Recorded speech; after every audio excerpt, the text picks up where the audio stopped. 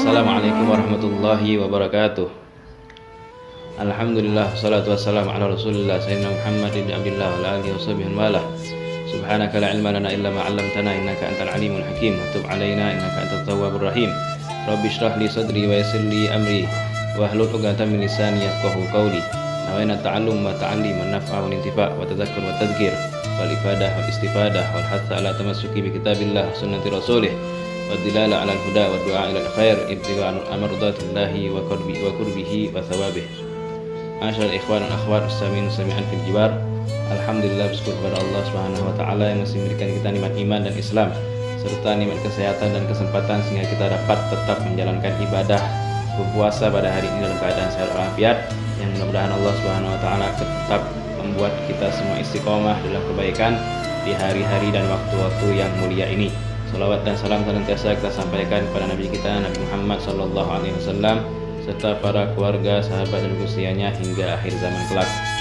Melanjutkan daripada pembahasan kitab Sirah Nabawiyah yang dikarang oleh Syekh Safiyur Rahman Al-Mubarakfuri, yang mana pada hari ini kita akan sedikit membahas tentang bagaimana keadaan keluarga dan nasab daripada Nabi Muhammad sallallahu alaihi wasallam.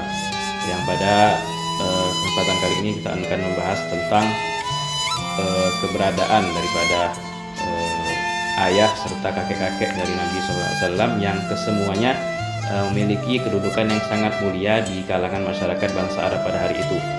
Yang mana kita ketahui bahwa Nabi SAW berasal dari suku Quraisy, yaitu suku yang terpandang pada masa itu, yang dianggap sebagai pimpinan bangsa Arab pada masa itu. Yang mana dimulai dari nasab Nabi SAW, para ulama sejarah membaginya ke dalam 3 bagian. Bagian yang pertama adalah bagian yang sudah disepakati dan sudah dinyatakan sahih, yang dibuktikan langsung dengan sabda Nabi SAW yang menyebutkan nasab beliau sampai kepada Sayyidina Adnan, yaitu yang disebutkan Nabi Muhammad SAW bernama Muhammad bin Abdullah ibn Abdul Muttalib bin Hashim bin Abdi Manaf bin Qusay bin Kilab bin Murrah bin Ka'ab bin Lu'ay bin Walid bin Fihir Al-Quraisy bin Malik bin Nadir bin Kinanah bin Huzaimah bin Mudrikah bin Ilyas bin Mudar bin Nizar bin Ma'ad bin Adnan. Inilah nasab dari Nabi SAW yang disepakati oleh para ulama sejarah adalah nasab yang benar, yang tidak ada keraguan di dalamnya. Adapun bagian yang kedua dan ketiga adalah nasab yang dinyatakan banyak khilaf daripada ulama tentang nama-nama dari nasab tersebut, dan bahkan di bagian yang ketiga yaitu dari nasab Nabi Allah Ibrahim sampai ke Nabi Adam itu sangat diragukan keasliannya oleh para ulama. Oleh karena itu tidak kita sebutkan di sini karena kedua bagian nasab tersebut tidak diakui dan tidak disahihkan oleh kebanyakan daripada ulama sejarah. Maka fokus kita adalah daripada buyutnya Nabi sallallahu alaihi wasallam, yaitu Sayyidina Hashim, yang mana dari beliau inilah Nabi akhirnya disebut dengan Bani Hashim. Bani Hashim berasal dari Sayyidina Hashim yang nama aslinya adalah Amru ibn Abdul Manaf. Abdul Manaf sendiri mempunyai 4 orang anak, yaitu Al-Muttalib, Hashim, Abdus Syams, dan juga Abdus Syam. 4 anak daripada Abdul Manaf ini salah satunya itu Hashim, dan keturunannya adalah Nabi Muhammad SAW. Yang mana Hashim ini sejarah kehidupannya adalah salah satunya beliau pernah berdagang ke negeri Syam. Setelah beliau melewati kota Yasrib pada saat itu, beliau menikah dengan penduduk di sana. Lalu setelah menikah beliau melanjutkan perjalanannya menuju ke Syam. Namun pada saat sampai di Palestina beliau wafat. Beliau wafat di Palestina sedangkan istrinya sedang mengandung anak yang itulah namanya Abdul Muttalib. Abdul Muttalib sedang dikandung istrinya di kota Yasrib. Setelah itu Abdul Muttalib pun lahir dengan diberi nama Syaibatul Hamdi. Nama Abdul Muttalib adalah Syaibatul Hamdi, yang mana nama tersebut diberikan karena pada saat beliau lahir itu rambutnya ada rambut putih yang disebut dengan uban. Dalam bahasa Arabnya adalah Syaibah. Jadi anak kecil yang memiliki uban dalam bahasa Arabnya adalah Syaibah. Maka Abdul Muttalib pada saat itu dinamai Syaibah. Lalu Abdul Muttalib ini tinggallah bersama kaum ibunya pada saat itu, di kota Yasrib, dan tanpa orang-orang di Mekah pada saat itu tidak mengetahui keberadaan daripada Abdul Muttalib ini. Namun lama-kelamaan setelah Hashim meninggal dan posisi Hashim yang pada saat itu adalah pimpinan kaum Quraisy di kota Mekah, digantikan oleh anaknya itu Al-Muthalib. Al-Muthalib akhirnya Al-Muthalib ini menyadari bahwa adanya daripada anak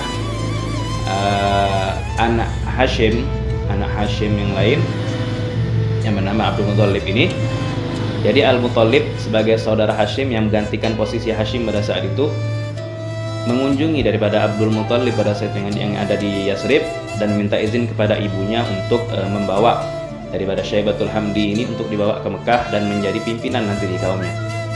Setelah dibujuk, ibunya pun mengizinkan Syaibatul Hamdi ini diajak oleh pamannya Al-Muthalib waktu itu ke Mekah. Setelah sampai di Mekah, penduduk Mekah pun mengatakan bahwa Syaibah ini adalah hamba dari Abdul Muthalib, hamba sahaya dari Muthalib, sehingga dikatakanlah itulah Abdul Muthalib. Nah, dari sini dipanggil dari kakek Nabi SAW itu dipanggil dengan nama Abdul Muthalib. Kemudian setelah Muthalib ini wafat, yang mana kita ketahui bahwa Muthalib ini adalah pengganti dari Hashim sebagai pimpinan kaum Quraisy di kota Mekah. Setelah Muthalib ini wafat, akhirnya digantikan posisinya oleh Abdul Muthalib, Syaibatul Hamdi. Akan tetapi pada saat itu daripada kepemimpinan Abdul Muthalib ini ingin digeser oleh saudara daripada Hashim. Hashim memiliki saudara lagi yaitu namanya Naufal. Naufal ini sedikit ingin memboikot daripada kepemimpinan Abdul Muthalib pada waktu itu, dan akhirnya Naufal ini bersekutu dengan suku Huzaimah pada saat itu. Naufal bersekutu dengan Bani Huzaimah untuk menghadapi Abdul Muthalib, dan Abdul Muthalib pun pada saat itu akhirnya bersekutu dengan Bani Najjar. Bani Najjar adalah bani atau suku daripada ibunya kaum Abdul Muthalib yang ada di Yasrib. Lalu Bani Najjar pun mengabulkan permohonan dari Abdul Muthalib untuk bersekutu. Kemudian Naufal juga membangun persekutuan dengan Bani Abdus Syams dan juga Bani Khuza'ah waktu itu. Lalu daripada Bani Najjar dari ibunya Abdul Muthalib ini ada datang namanya Abu Sa'ad bin Adi. Abu Sa'ad bin Adi adalah paman Abdul Muthalib dari sebelah ibu. Kemudian saat Abu Sa'ad bin Adi ini datang ke Mekah untuk membantu Abdul Muthalib, dan Abdul Muthalib pun mengajak pamannya ini untuk mampir ke rumahnya, singgah di rumahnya untuk beristirahat. Akan tetapi pamannya ini tidak mau. Tapi yang pertama ia lakukan begitu sampai di Mekah adalah mencari keberadaan dari Naufal ibn Abdi Manaf, yaitu saudara Hashim yang pada saat itu ingin memboikot daripada kepemimpinan Abdul Muthalib. Pada saat bertemu dengan Naufal, Abu Sa'ad ini langsung menghunuskan pedangnya kepada Naufal. Kemudian, wahai Naufal, silakan engkau menyerah. Kalau tidak engkau menyerahkan kekuasaan ini kepada keponakanku yaitu Abdul Muthalib, maka pedang ini akan menebas lehermu. Inilah daripada omongan pelajaran kita kemarin, bagaimana kita ketahui bahwa bangsa Arab ini memiliki kesukuan yang sangat kuat, hubungan kekeluargaan yang sangat kuat, yang mana mereka tidak rela apabila salah satu anggota keluarganya dizalimi oleh orang lain. Inilah salah satu contohnya bagaimana kekuatan hubungan suku tersebut. Maka Naufal pun setelah mendapatkan ancaman itu merasa tertekan dan akhirnya melepaskan kekuasaan itu sepenuhnya kepada Abdul Muthalib. Dan daripada kisah Abdul Muthalib juga yaitu daripada penggalian sumur Zam-Zam yang saat itu ditemukan kembali oleh Abdul Muthalib dan akhirnya dijaga dan diatur sepenuhnya oleh Abdul Muthalib. Dan pada saat itu kaum Quraisy yang lain dari suku lain itu ingin juga terlibat dalam pengaturan suku air Zam-Zam itu, akan tetapi Abdul Muthalib menolaknya karena beliau merasa adalah beliau yang paling berhak atas sumur Zam-Zam tersebut. Kemudian juga daripada kisah Ashabul Fil pada waktu itu yang diserang, kita ketahui penyerangan oleh Raja Abraha dari kota Yaman menuju ke Mekah, yang mana diceritakan bahwa Abraha ini dulu membangun sebuah gereja yang sangat besar, sangat megah di Yaman. Akan tetapi gereja ini masih kalah pamornya dengan Ka'bah yang ada di Mekah. Maka timbul rasa iri daripada Abraha dan dia pun bersama pasukannya berniat untuk menghancurkan Ka'bah. Akan tetapi setibanya di Wadi Muhassir, yaitu Wadi Muhassir antara Musdalifah dan Mina, mereka ini diserang oleh pasukan dari Allah Subhanahu wa taala berupa burung ababil, yang mana burung-burung ini membawa batu-batu dari neraka yang dilemparkan kepada mereka.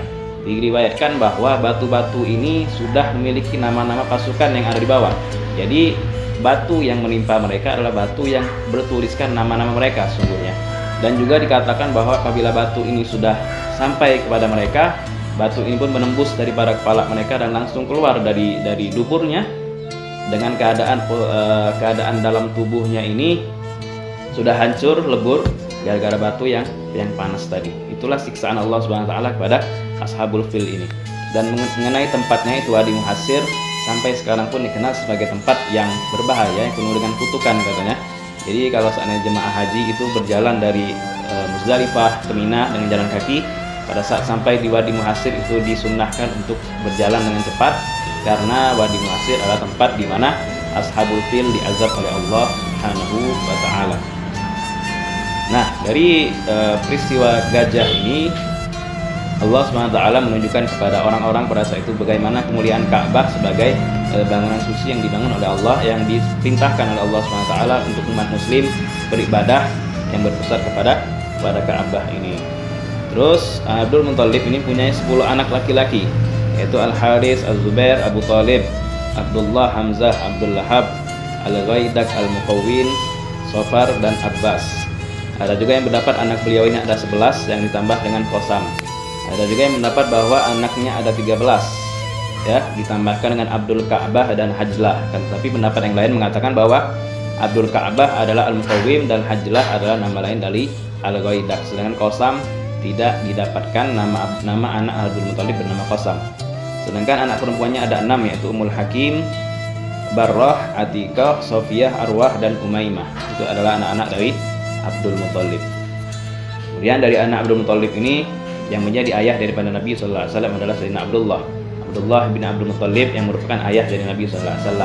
Bagaimana kemuliaan Sayyidina Abdullah ini sudah ada semenjak beliau remaja. Jadi pada saat itu beliau terkenal sebagai pemuda yang tampan, yang berani, yang pintar, yang mana ketampanan dan keberanian tersebut adalah ditimbulkan dari cahaya Rasulullah SAW yang beliau simpan di sulbinya.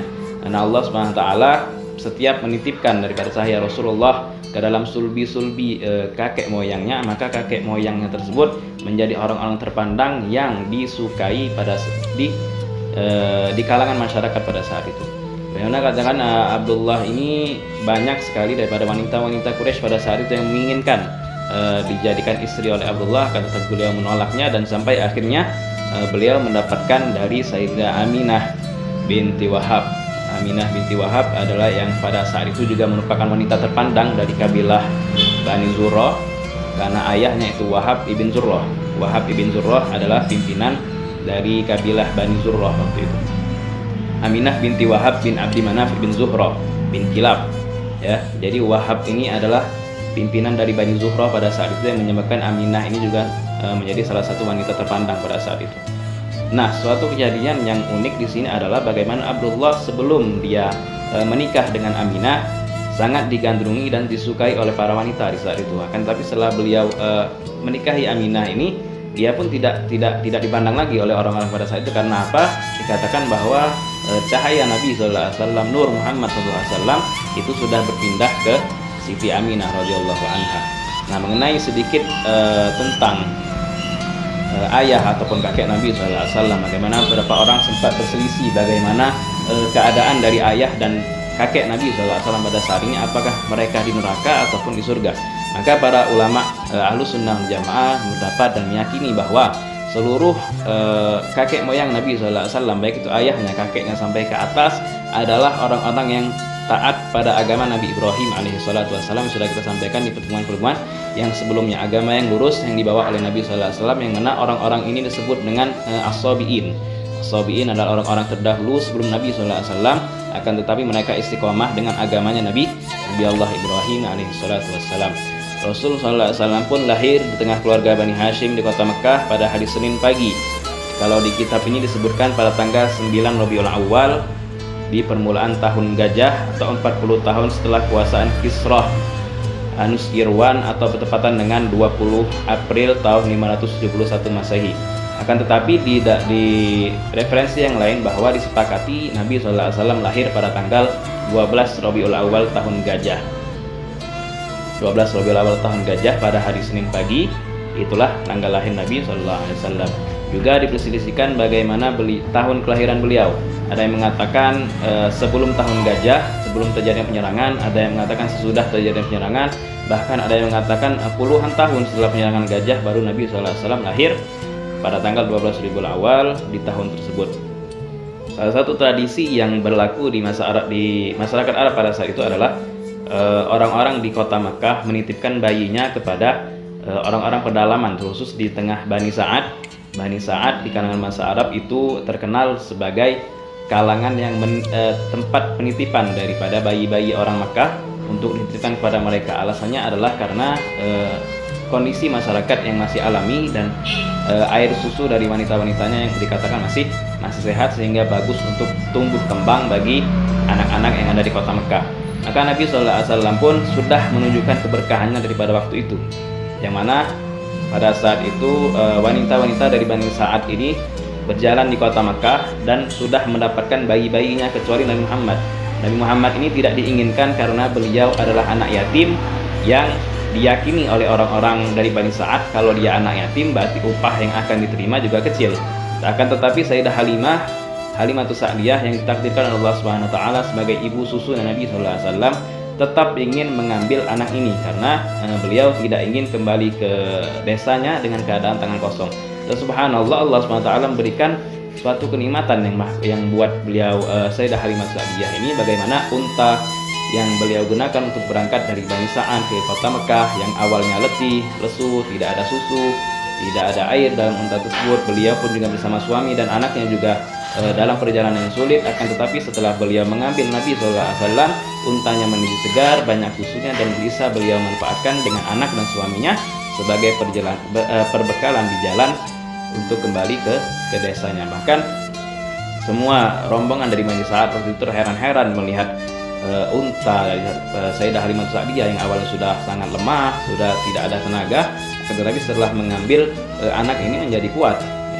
Dan juga setelah mereka kembali pun kebun-kebun mereka pun subur, domba-domba mereka pun menghasilkan hasil-hasil yang sangat besar yang berbeda dari tahun-tahun sebelumnya dengan keberkahan daripada Nabi SAW.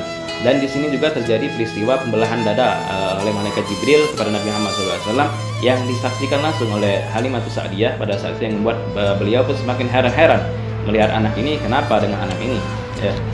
Terkait dengan pembelahan dada, sedikit bahwa yang dikeluarkan oleh malaikat Jibril alaihissalam pada dasarnya adalah Nabi SAW memiliki kebersihan hati yang sudah sangat bersih, tidak ada sedikit pun noda dalam hati Nabi SAW. Dikatakan bahwa yang dikeluarkan oleh malaikat Jibril adalah sifat rahmat dari Nabi SAW untuk iblis. Jadi sifat rahmat untuk iblis ini dicabut oleh malaikat Jibril alaihissalam.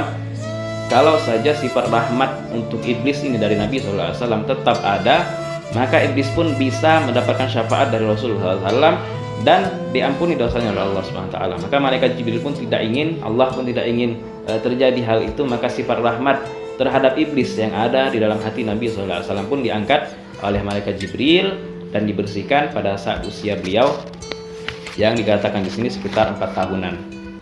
Setelah kejadian itu, Halimatus Sa'diyah pun merasa tidak kuat untuk merawat anak ini lebih lanjut dan dikembalikan kepada ibunya pada saat itu di kota Mekah. Lalu setelah beliau kembali bersama ibunya sekitar umur 6 tahun, ibunya mengajak Nabi SAW berziarah kepada kuburan ayahnya yaitu Abdullah yang ada di kota Yasrib. Beliau pun berziarah ditemani oleh Ummu Aiman pada saat itu sebagai pembantunya. Dan beliau pun berziarah, dan saat kembali ke kota Mekah, ibunya ini wafat di desa Abwa yang terletak di antara Mekah dan Madinah. Setelah itu beliau diasuh oleh kakek beliau dan oleh paman beliau. Itulah sedikit kehidupan daripada Rasulullah SAW yang berhasil kita jelaskan pada hari ini.